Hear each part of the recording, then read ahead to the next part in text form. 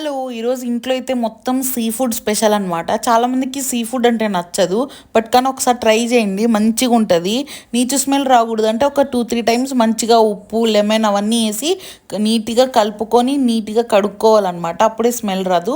So, ఈరోజైతే మా ఇంట్లో వచ్చేసేసి చేపల పులుసు.